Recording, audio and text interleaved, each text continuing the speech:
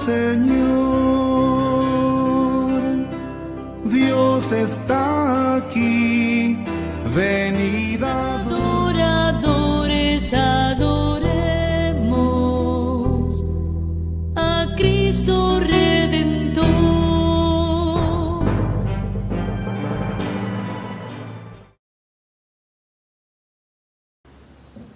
Alabado sea el Santísimo Sacramento del altar. Estamos en esta tarde en el que estamos celebrando esta solemnidad del Sagrado Corazón de Jesús, una gran solemnidad que celebra toda la Iglesia y que yo quiero aprovechar también esta ocasión de la solemnidad de hoy, donde nosotros salimos después de haber no concluido, porque dicen que no hemos concluido, este periodo de pandemia que hemos vivido, que nos ha hecho perdernos los misterios fundamentales de la fe cristiana. Nos hemos perdido el triduo pascual, nos hemos perdido la procesión del Santísimo Cuerpo y Sangre de Cristo por las calles de nuestras ciudades, de nuestros pueblos. Pero yo espero que a pesar de que nos hayamos perdido todo esto en este tiempo, lo que no hayamos perdido sea la fe. Porque corremos el riesgo de que con la pandemia se nos vaya la fe. Y yo quiero aprovechar esta oportunidad que nos concede esta fiesta litúrgica justo cuando nosotros estamos ya para salir pasado mañana. Mañana será el último día del estado de alarma, día del Inmaculado Corazón de María. Digo yo que el Señor también habla a través de los signos y de los tiempos, ¿no? Y se nos invita a recuperar nuestra vida. Pero yo quiero que hagamos nosotros hoy una verdadera reflexión en torno al Sagrado Corazón de Cristo, que nos invita a vivir de una manera muy concreta. Cuando nosotros nos acercamos al Sagrado Corazón de Jesús, no nos acercamos a una devoción más en la vida de la Iglesia, sino que nos acercamos, permitidme incluso, a la devoción por excelencia. Y digo la devoción por excelencia porque la podemos diferenciar de los sacramentos. Sin embargo, entrar a comprender, a mirar, a descubrir, a profundizar en el corazón de Cristo es entrar a descubrir el misterio fundamental de la fe cristiana. Por eso ahora que vamos a ir volviendo a esta nueva realidad en el que va a ser un tanto diferente, pero donde estamos cada uno de nosotros llamados a hacer nuestra vida, es importante que empecemos a reconstruirla desde los cimientos y desde el principio. Y para esto me viene una imagen. Cuando el pueblo de Israel, que ha estado deportado en Babilonia, vuelve de nuevo hasta su tierra, aquella tierra que el Señor le había prometido que le daría en heredad, una tierra que había sido devastada, donde se habían destruido los signos de la pertenencia, de la identidad de un pueblo, del pueblo de Dios. ¿Cuál era el signo por excelencia? El signo por excelencia era el templo que Salomón había edificado para dar gloria a Dios, para mostrar que realmente aquel pueblo era el pueblo de Dios. ¿Qué había sucedido con aquel pueblo? Olvidándose de los preceptos del Señor, se había dado a sus propios caprichos y apetencias, olvidando que aquel pueblo era lo que era, porque era el pueblo de la alianza, el pueblo del Señor. Curiosamente, también nosotros, los cristianos del siglo XXI, creo que somos cristianos muy acomodados, sobre todo porque no hemos vivido grandes dificultades para nuestra fe. Y como no hemos vivido grandes dificultades para nuestra fe, nos hemos acomodado pensando que la fe cristiana no supone más que un adorno bonito para complementar determinados actos en medio de nuestra vida. Un adorno para los niños, para la primera comunión. Pero ¿cuántos niños o cuántas familias se acercan a recibir ese sacramento con fe? Un acto bonito porque parece que un niño recién nacido, sin bautizar, es como que le falta algo. Y aunque ya existen los bautismos civiles, que eso y nada, todo es lo mismo, pero falta vida. Sin embargo, en las bodas creo que estamos de enhorabuena, no porque hayan más, sino porque a fin de cuentas, como lo único que se buscaba era la estética en los últimos tiempos, es más bonito celebrarlo en la orilla de la playa o en un jardín donde la iglesia no está, que en un templo. Porque para el que se casa, el compromiso es el mismo en el jardín que aquí, que en el salón de plenos del ayuntamiento. Es decir, ninguno. Una bonita ceremonia, no más. Lamentablemente en esto hemos convertido en el siglo XXI la fe cristiana. Y de eso se nos va a pedir cuentas a nosotros los cristianos del siglo XXI. No a los del siglo XIV, ni a los del XVI, ni a los del III, a los del XXI. Y se nos va a pedir cuentas de qué hemos hecho con la herencia que hemos recibido. ¿La hemos transmitido? ¿La hemos llevado a los demás? ¿O queriendo transformar lo que hemos recibido, hemos condenado a muerte aquella promesa que Jesús hizo a Pedro y que se mantiene viva, incluso a pesar de nosotros? El poder del infierno no derrocará a su iglesia. Por eso, cuando nosotros ahora volvemos a esto que se ha dado en llamar la nueva normalidad, yo también quiero que volvamos a lo que siempre debimos de ser. Y como nadie, el corazón de Cristo viene a iluminarnos en este sentido.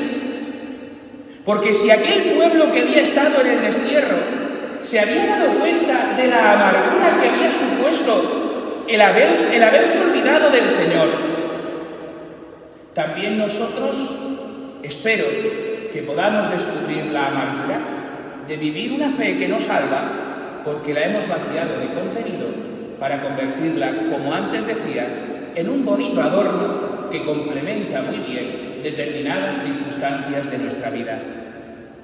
Aquel pueblo que vuelve fruto de un pagano, Ciro, se siente que hay una realidad por la que deben de comenzar a reconstruir su pueblo, Israel, y es entregarse todos a la reconstrucción del templo. Si fuéramos nosotros, habríamos reconstruido nuestras casas y si acaso ya veríamos para el templo. Pero aquel pueblo que verdaderamente había experimentado lo que era vivir sin Dios, recordad salmos del cautiverio de Babilonia, cuando se había convertido la fe de estos israelitas en un mero circo, y cantan y componen aquel salmo tan magnífico, junto a los canales de Babilonia, nos sentamos a llorar, acordándonos de ti, y decían: ¿cómo cantar un cántico de Sión en tierra extraña? Nos decían nuestros opresores que les divirtiéramos, pero no podíamos cantar. No podíamos cantar porque nuestra fe no es una diversión para los demás. Nuestra fe lo que hace es colmar de sentido la existencia de lo que soy. Pero si la fe se me ha convertido en un divertimento, entonces no sala, no da vida, no tiene vigor, no tiene fortaleza. Pero si la fe es el centro de mi existencia, la que colma de sabor todo lo que yo soy, la que hace posible nuevas todas las cosas, realmente esa fe transforma el mundo. Y el cristiano de hoy, como el de ayer, ha sido llamado siempre a transformar el mundo en el que vive. Los primeros cristianos que aguardaban con verdadera valentía el retorno del Señor no se desentienden del mundo en el que viven. Es más, San Pablo llamará la atención a los que harán dejación de sus funciones, diciendo: me he enterado de que hay algunos entre vosotros muy ocupados en no hacer nada. Fíjate qué diría San Pablo en el siglo XXI en la generación Nini. Fíjate, nosotros también en cuanto a la fe, muchas veces parecemos Nini. Y esto estamos llamados a cambiarlo ya. Y esto es lo que yo quiero proponer en esta tarde del Sagrado Corazón de Jesús, en el que estamos en torno a la Eucaristía, estamos delante del Señor, y es el mismo Señor el que nos mira y el que nos invita a reconstruir la Iglesia. Como aquella emoción que experimentó del Espíritu San Francisco de Asís y que tantas veces ha aludido también nuestro Papa Francisco, es necesario reconstruir la Iglesia. Pero reconstruir la Iglesia significa poner el centro en su lugar, no en otro sitio. Y una parroquia, un movimiento, una diócesis, en definitiva, una comunidad creyente que pretende renovarse, no puede hacerlo al margen de la centralidad de Cristo. De Cristo en la Eucaristía, del corazón de Cristo que está en la Eucaristía. Y por eso yo quiero hacer una propuesta. La propuesta que yo quiero hacer es recuperar aquello que recibió como revelación particular Santa Margarita María de Alacoque allá por el siglo XVII. ¿Qué revelación tuvo Santa Margarita María de Alacoque? Evidentemente del corazón de Cristo. Pero el Señor le hizo una promesa que consistía en propagar la devoción al Sagrado Corazón de Jesús. Y esto era algo que tenía que hacer ella, que tenemos que hacer nosotros. Una tarea se nos encomienda. ¿Y cómo propagaríamos esa devoción al Sagrado Corazón de Jesús? Con la realización de los 9 primeros viernes de mes, digamos como un novenario, pero un día por cada mes. Ese novenario al Sagrado Corazón de Jesús tendría un propósito: descubrir la centralidad de la fe cristiana. Es el corazón de Cristo. En ese siglo XVII prácticamente se ha abandonado la práctica de la comunión. De hecho, ya sabéis que uno de los mandamientos de la Santa Madre Iglesia nos dice comulgar al menos una vez al año y por Pascua florida. ¿Cómo tendría que estar la cosa para que la Iglesia nos hable de la obligación de tener que comulgar? Esta generación del siglo XXI no es tan distinta de la del siglo XVII en ese sentido. Cuando nosotros vamos a estos adornos que he dicho antes, ¿cuántos comulgan? Hay un doble pendulazo en la vida de la Iglesia. Cuando se trata de adornos, puedes tener la Iglesia llena. Entierros, comuniones, bautizos, bodas, llena. Llega el momento de la comunión y comulgan 3. Ahora al revés, el otro pendulazo. Estamos los de todos los días. Comulgar, todos. Confesar, ninguno. Hay algo que no anda bien. Porque ¿Yo soy la Inmaculada Concepción? Dice San Juan, todo el que dice que no ha cometido pecado, miente, y ningún mentiroso es portador de vida eterna. No lo digo yo, sino San Juan en su primera carta. Podéis ir a buscarlo, ¿eh? Fíjate, este doble pendulazo que vivimos en la vida de la Iglesia.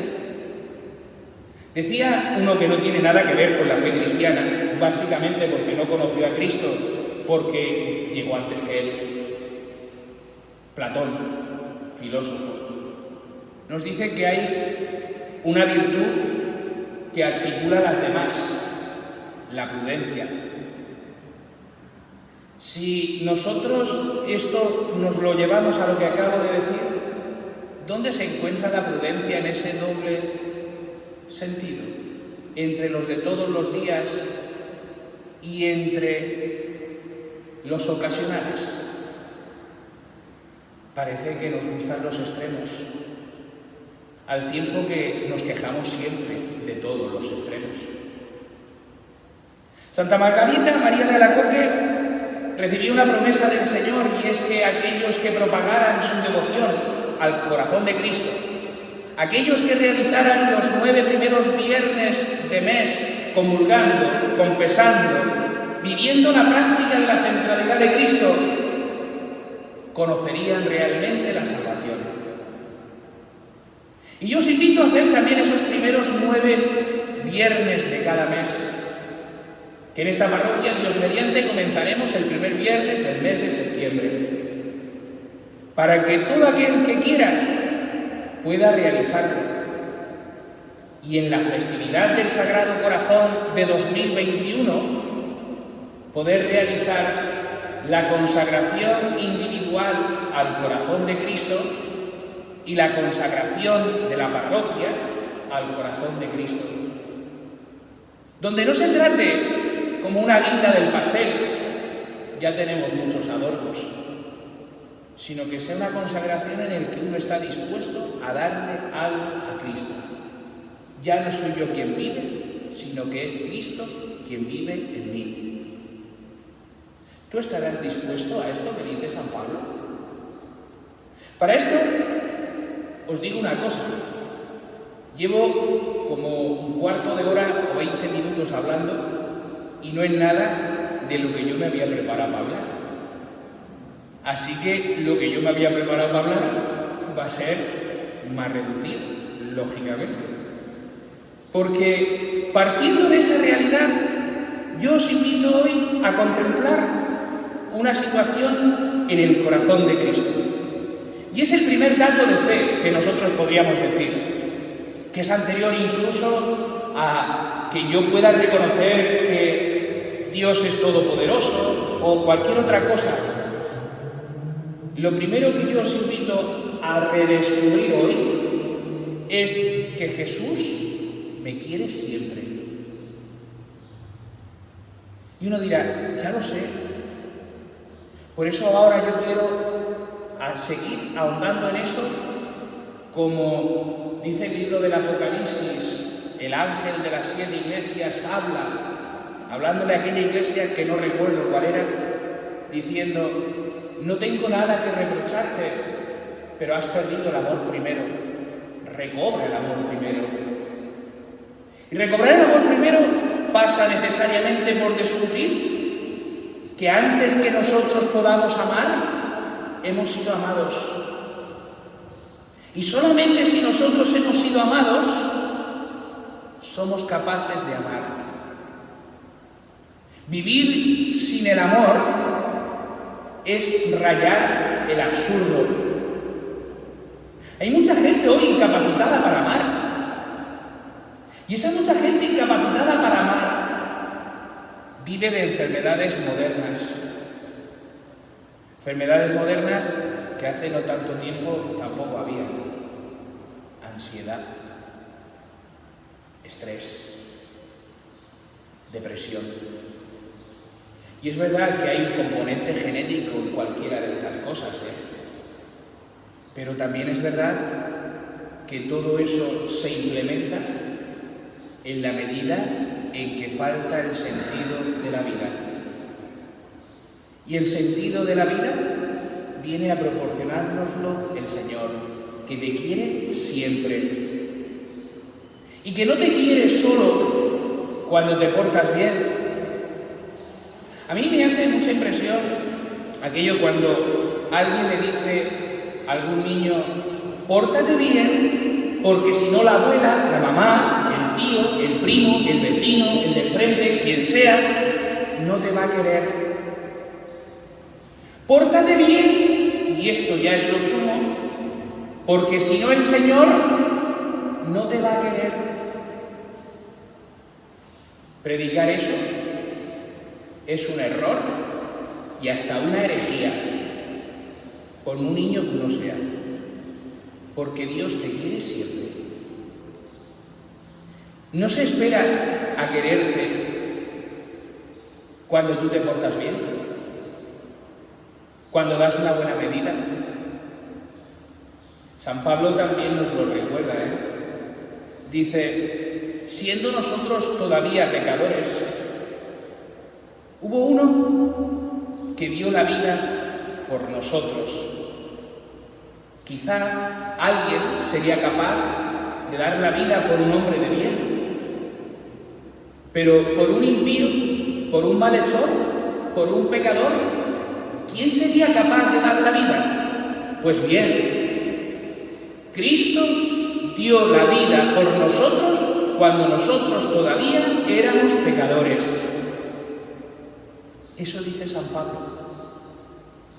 Y San Pablo tiene verdadera certeza de eso, porque él iba a pasar a cuchillo a los que confesaban el nombre de Cristo en Damasco. Y Cristo salió a su encuentro y no se esperó a que Pablo fuera buena gente, sino que lo amó, y porque lo amó, cambió su vida. Porque se dejó amar, cambió su vida. El primer gran peligro que nosotros tenemos es no dejarnos amar. Porque hay realidades que a nosotros nos escandalizan y que nos ocasiona tal escándalo en nuestra vida que pensamos que Dios se escandaliza de nosotros. Cuando nosotros vivimos la fe así, estamos poniendo barreras al amor de Dios. Fijaos, si no, en ejemplos de esa gratuidad del amor de Cristo. Cómo Cristo no se cansa de amar. Los discípulos de Emaús se iban desesperanzados, cansados. Parecía que todo había sido un fracaso, que había sido mentira. ¿Cuántas veces también el hombre de hoy puede decir que es que todo lo que tiene que ver con Dios es mentira? Que no es creíble, porque mi testimonio, el tuyo, el del otro, no hacen creíble esto. Pero es que no soy yo, no eres tú el que sale a buscarme, es el Señor el que sale a buscar. Y el Señor sale a buscarte como Él quiere, y no te pide permiso de cómo tiene que hacerlo. Y Jesús entra en diálogo con aquellos dos para que, hablando de corazón a corazón, se inflame su corazón de amor. ¿No ardía nuestro corazón mientras nos hablaba por el camino? O mirad también aquella famosa parábola que hemos denominado nosotros del hijo pródigo. El hijo piensa que en la casa de su padre no, que él, estando fuera, será más feliz. Su padre le deja la libertad para marcharse, para que haga sus propios planes, aun cuando sabe que esos planes que quiere desarrollar no le van a hacer más feliz. Pero le deja, porque Dios nos ha hecho libres, le deja. ¿Y qué es lo que hace el padre cada día? Salir a buscarle por si ha decidido regresar. Y cuando regresa, ¿qué hace? Sale a abrazarle, sale a amarle. no era el mejor hijo del mundo, sí era el que se había ido, pero con el otro sale también a buscarle cuando pone las barreras para no entrar. Sale a buscarle, a amarle. Hagamos fiesta porque este hijo mío que creía muerto lo he encontrado con vida. Pensad también en aquella mujer samaritana que aparentemente era feliz, pero que vivía la insatisfacción en su corazón. Y Jesús sale a su encuentro, a dialogar con ella, a mostrarle dónde se encuentra el agua viva, el agua que salta para la eternidad. Y aquella mujer lo descubre no sin dolor, porque lo que había pasado de puntillas como si no, ahora lo pone en primer plano diciendo: es verdad, soy una desgraciada, dices bien, no tengo marido. Y Jesús le dice: ahora has dicho la verdad, ahora puede ser cambiado tu vida, ahora te ha amado donde tú no te podías amar. Yo me encuentro con mucha gente también como esta samaritana, que cuando terminas descubriéndolo un poquito, a ti te pasa esto, tú estás viviendo esto de otra manera, no, yo qué va, bueno, pues peor para ti. Peor para ti si no quieres abrir los ojos, porque la primera forma, recordar lo que decía el pasado martes, en el primer día del Tríodo del Corazón de Jesús, lo primero que nos muestra el amor también es el dolor. Aquellos que habían vivido el cautiverio se dan cuenta del dolor, pero también descubren la alegría de haber vuelto porque no han dejado de ser amados. Pensad también en aquel Zaqueo, hombre de baja estatura, jefe de publicanos y muy rico, que nadie lo podía ver, pero que él es capaz de subirse hasta lo alto de un árbol porque sabe que es Jesús quien pasa por allí. ¿Y si Jesús se fijara en él? Él quiere ponerse en el punto de mira de Jesús para que Jesús lo pueda ver. ¿Qué es sino la fe cristiana más que ponerse en el punto de mira de Jesús para que Jesús te pueda ver, para que tú lo puedas ver? Y aquel que ahora ha sido mirado y por tanto amado por Jesús, le abre las puertas de su casa y experimenta que hay una realidad poderosa que puede transformar la existencia. Ha sido amado. A quien he estafado le devolveré 4 veces más. Daré mi dinero a los pobres. Y el Señor le dice: hoy ha sido la salvación para esta casa. También este es hijo de Abraham. ¿No nos está esperando también el Señor a nosotros para amarnos, para dejarnos amar? No os pido hoy que améis a Jesús. Os pido que os dejéis amar por Jesús. Porque si estás esperando amarle, ten en cuenta que como Él te ha amado, no va a ser fácil que tú lo puedas amar. Te ha amado hasta morir en la cruz. No le han importado los golpes por ti. ¿Esperas tú a poder quererlo? ¿A que Él te pueda amar hasta el momento en que tú puedas hacer eso? ¿Todavía no te has dado cuenta que tú no puedes si no eres enriquecido por la gracia? Es decir, déjate amar para que un día tú también puedas amar como Jesús. Pero eso hace también que te metas en el silencio a descubrir cuáles son los momentos en los que tú te has cerrado a ese amor de Jesús. Los momentos en los que tú no te has dejado amar por Él, porque Él no te estaba esperando a que tú fueras bueno para amarte. Solamente te estaba esperando a que le dejaras que te amara. No te pidió ninguna condición para amarte. Es más, como el profeta Oseas, que cree que la fuerza de amor podrá rescatar a la mujer de la que se ha enamorado de la prostitución. De la misma manera también el Señor cree que dejándonos amar por Él, podremos ser rescatados también de esa prostitución, que es cuando nosotros nos encandilamos con otros dioses, pensando que estos también nos dan la vida.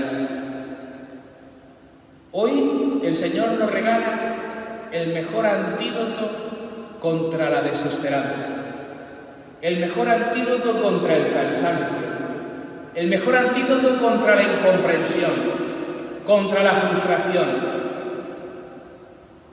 Nos regala el amor. Y aquel que es amado, aquel que se sabe amado, descubre que su vida ahora tiene valor. ¿Tendrá nuestra vida valor?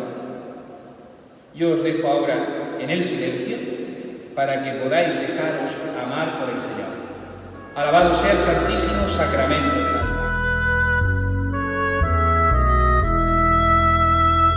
Cantemos al amor de los amores, cantemos al Señor. Dios está aquí, venid a adoradores, adoradores.